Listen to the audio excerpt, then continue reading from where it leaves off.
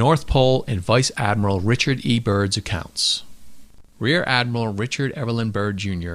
was an American naval officer who specialized in feats of exploration. He was a recipient of the Medal of Honor, the highest honor for valor given by the United States, and was a pioneering American aviator, polar explorer, and organizer of polar logistics. On May 9, 1926, Admiral Byrd took off from the Norwegian Arctic island of Spitzenberg along with his pilot Floyd Bennett in an attempt to be the first to fly to the North Pole. About 16 hours later, the pair returned to the island in their Fokker trimotor airplane, the Josephine Ford, saying that they had indeed accomplished the feat. Byrd submitted his navigational records to the U.S. Navy and a committee of the National Geographic Society, one of his sponsors, who confirmed the accomplishment according to the Ohio State University libraries. Byrd was hailed as a hero and given the Medal of Honor. However, for some unknown reason, Admiral Byrd's official accounts of his journey were not long after disproved and even denied as inconclusive. When you learn of what Admiral Byrd claims to have found and experienced on his Arctic North Polar journey, it becomes clear why the official channels of society may have quickly decided to dismiss his claims. However, we must take into consideration the fact that Rear Admiral Richard E. Byrd was a well-respected member of society and highly decorated member of the U.S. Navy. The following is a reading of the official transcripts of Rear Admiral Richard E. Byrd's flight logs recording during and shortly after his pioneering journey deep into the unknown regions of the Arctic North Pole on the 19th of February, 1947. 0600 hours.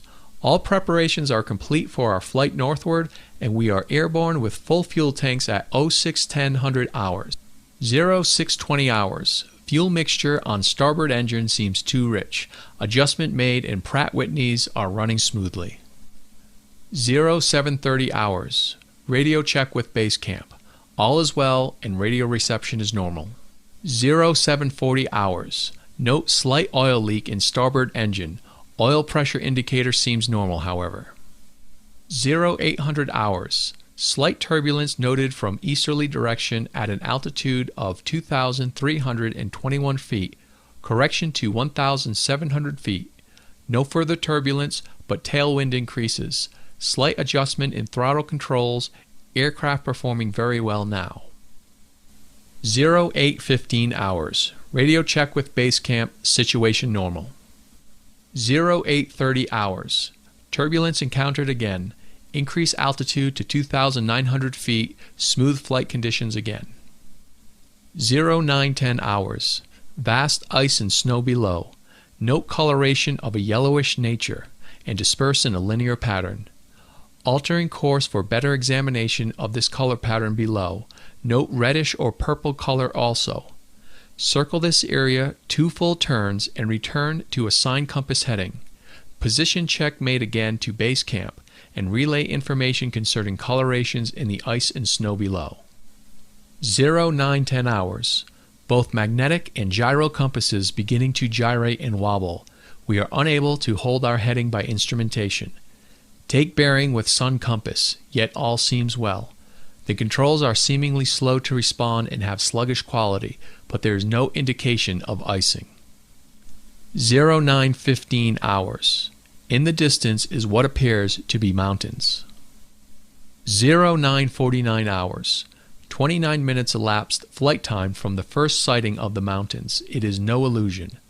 They are mountains and are consisting of a small range that I have never seen before. 0955 hours. Altitude change to 2,950 feet, encountering strong turbulence again. 1000 hours. We are crossing over the small mountain range and still proceeding northward as best as can be ascertained. Beyond the mountain range is what appears to be a valley with a small river or stream running through the center portion. There should be no green valley below. Something is definitely wrong and abnormal here. We should be over ice and snow. To the port side are great forests growing on the mountain slopes. Our navigation instruments are still spinning. The gyroscope is oscillating back and forth. 1005 hours. I alter altitude to 1,400 feet and execute a sharp turn to better examine the valley below. It is green with either moss or a type of knit grass. The light here seems different. I cannot see the sun anymore. We make another left turn and we spot what seems to be a large animal of some kind below us. It appears to be an elephant. No, it looks more like a mammoth. This is incredible. Yet there it is. Decrease altitude to 1,000 feet and take binoculars to better examine the animal. It is confirmed. It is definitely a mammoth-like animal. Report this to base camp. 10:30 hours. Encountering more rolling green hills now. The external temperature indicator reads 74 degrees Fahrenheit. Continuing on our heading now. Navigation instruments seem normal now. I am puzzled over their actions. Attempting to contact base camp. Radio is not functioning. 11:30 hours. Countryside below is more level and normal, if I may use that word. Ahead we spot what seems to be a city. This is impossible. Aircraft seems light and oddly buoyant. The controls refuse to respond. My God! Off our port and starboard wings are a strange type of aircraft. They are closing rapidly alongside. They are dish-shaped and have a radiant quality to them. They are close enough now to see the markings on them. It's a type of swastika. This is fantastic. Where are we? What has happened? I tug at the controls again. They will not respond. We are caught in an invisible vice grip of some type. 11:35 hours. Our radio crackles and a voice comes through in English with what is perhaps a slight Nordic or Germanic accent. The message is, "Welcome, Admiral, to our domain. We shall land you in exactly 7 minutes. Relax, Admiral, you are in good hands." I note the engines of our plane have stopped running. The aircraft is under some strange control and is now turning itself. The controls are useless. 11:40 hours. Another radio message received.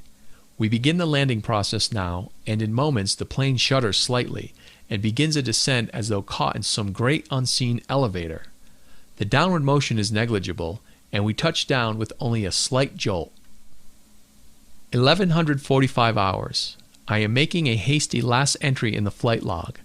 Several men are approaching on foot toward our aircraft. They are tall with blonde hair. In the distance is a large shimmering city pulsating with rainbow hues of color. I do not know what is going to happen now, but I see no signs of weapons on those approaching. I hear now a voice ordering me by name to open the cargo door. I comply. End log. From this point I write all the following events here from memory. It defies the imagination. It would seem all but madness if it had not happened. The radio man and I are taken from the aircraft and we are received in a most cordial manner. We were then boarded on a small platform-like conveyance with no wheels. It moves us toward the glowing city with great swiftness. As we approach, the city seems to be made of a crystal material. Soon we arrive at a large building that is a type I have never seen before. It appears to be right out of the design board of Frank Lloyd Wright, or perhaps more correctly, out of a Buck Rogers setting. We are given some type of warm beverage, which tasted like nothing I have ever savored before. It is delicious. After about 10 minutes, 2 of our wondrous-appearing hosts come to our quarters and announce that I am to accompany them. I have no choice but to comply. I leave my radio man behind, and we walk a short distance and enter into what seems to be an elevator. We descend downward for some moments. The machine stops and the door lifts suddenly upward. We then proceed down a long hallway that is lit by a rose-colored light that seems to be emanating from the very walls themselves. One of the beings motions for us to stop before a great door. Over the door is an inscription that I cannot read. The great door slides noiselessly open, and I am beckoned to enter. One of my hosts speaks. "Have no fear, Admiral. You are to have an audience with the Master." I step inside, and my eyes adjust to the beautiful coloration that seems to be filling the room completely. Then I begin to see my surroundings.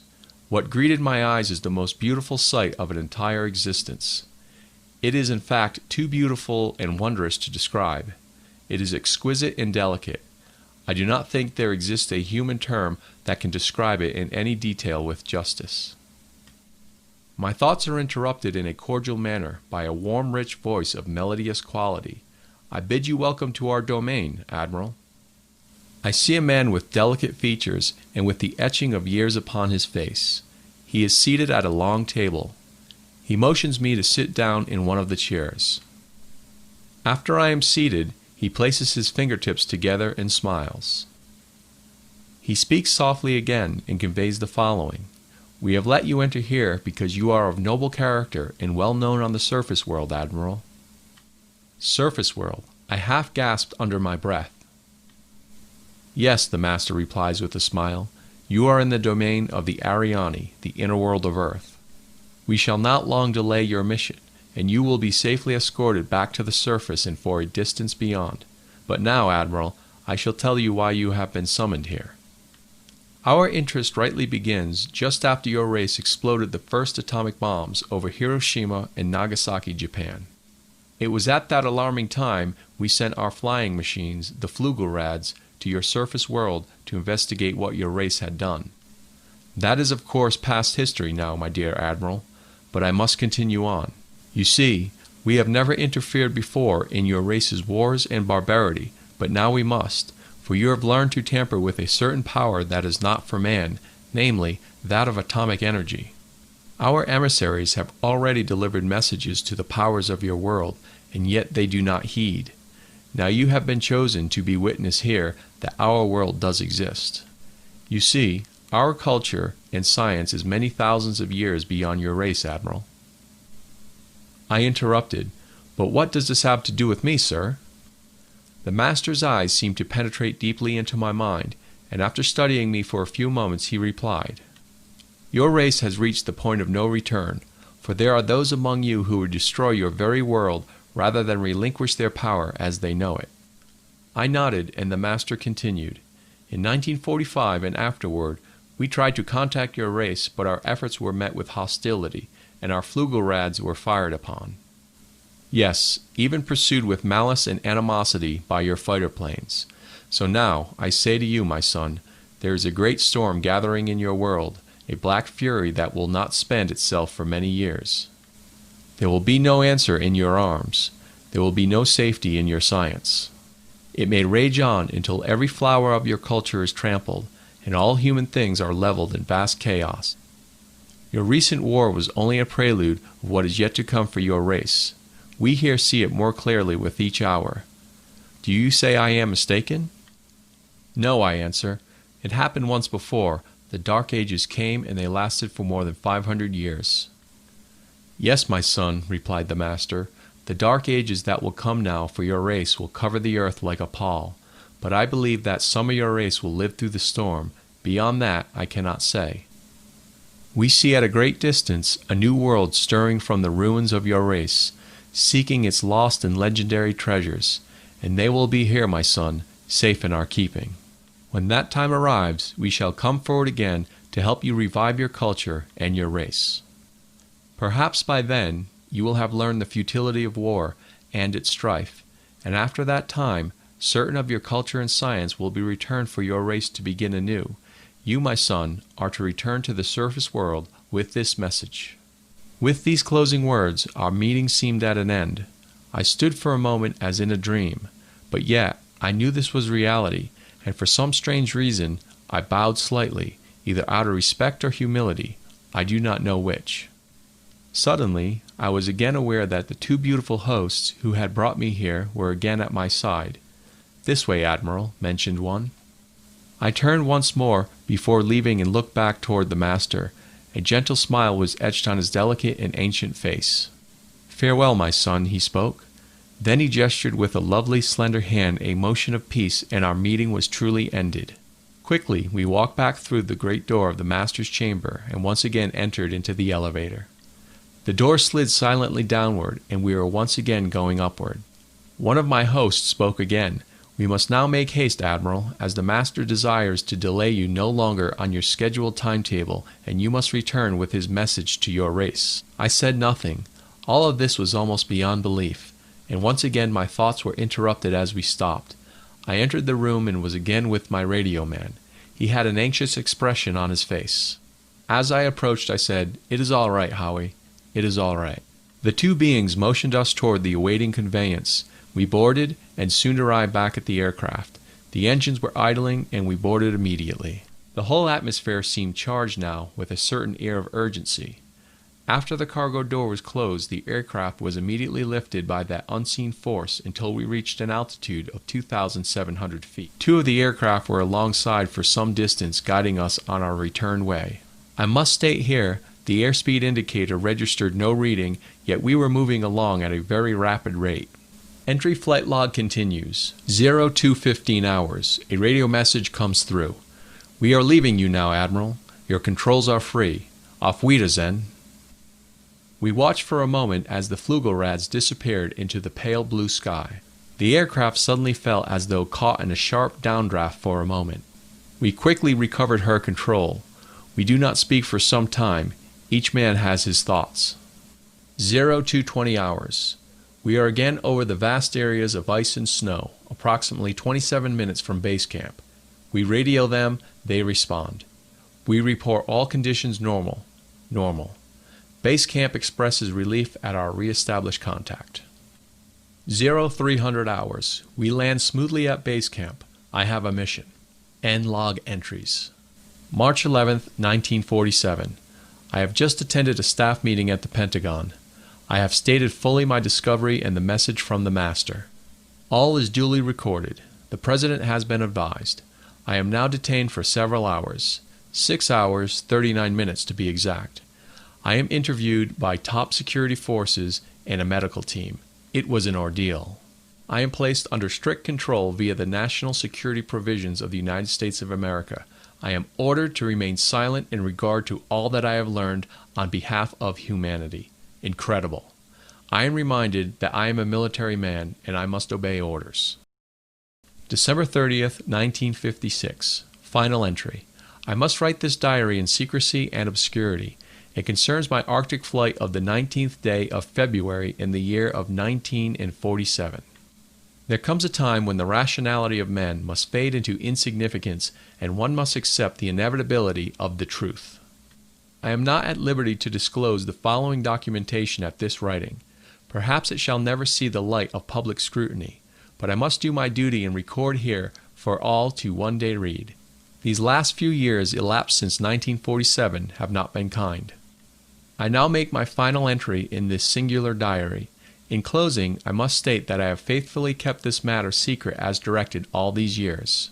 It has been completely against my values of moral right. Now I seem to sense the long night coming on, and this secret will not die with me, but as all truth shall, it will triumph, and so it shall. This can be the only hope for mankind. I have seen the truth, and it has quickened my spirit and has set me free. I have done my duty towards the monstrous military-industrial complex. Now, the long night begins to approach, but there shall be no end. Just as the long night of the Arctic ends, the brilliant sunshine of truth shall come again, and those who are of darkness shall fall in its light.